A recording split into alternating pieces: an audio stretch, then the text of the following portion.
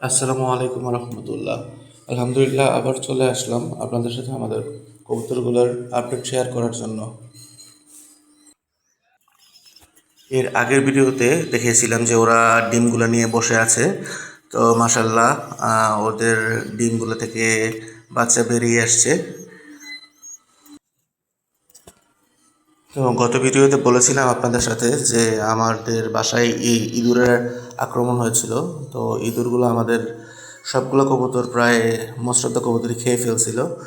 একটা একটা করে রয়েছে, কোনোটার একটা মাদি, কোনোটার একটা নর।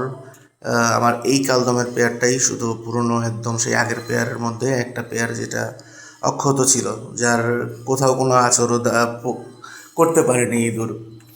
তো মাসাল্লাহ, আলহামদুলিল্লাহ, আল্লাহর রহমতে অনেক দিন পর ওদেরকে আমি নতুন করে আমার এই ছাদের ঘরটাতে আবার দিতে পারলাম ব্রিডিং করার জন্য। তো মাসাল্লাহ, ডিমও পারলো। ওরা বাচ্চাগুলোকে দুটোই একসাথে বের করছে, আলহামদুলিল্লাহ সুন্দর, এখনও বাচ্চাগুলো সুস্থ আছে।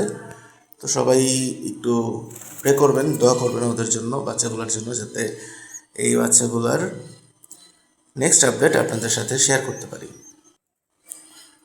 আর যেহেতু এই ছাদের ঘরে আমি একদম নতুন একটা সেটআপ নিয়ে শুরু করতে চাচ্ছি, তো আশা করব আপনারা আমার সাথেই থাকবেন, আমাদের ভিডিওগুলোতে সাপোর্ট করবেন এবং আমাদের এই শখের কবুতরগুলোর ভিডিওগুলো খুব এনজয় করবেন। তবে আজ এ পর্যন্তই। নেক্সট ভিডিও পেতে প্লিজ আমাদের চ্যানেলটি সাবস্ক্রাইব করবেন, একটি লাইক করবেন, কমেন্ট করে আপনার মতামত জানাবেন। সাথে থাকার জন্য ধন্যবাদ।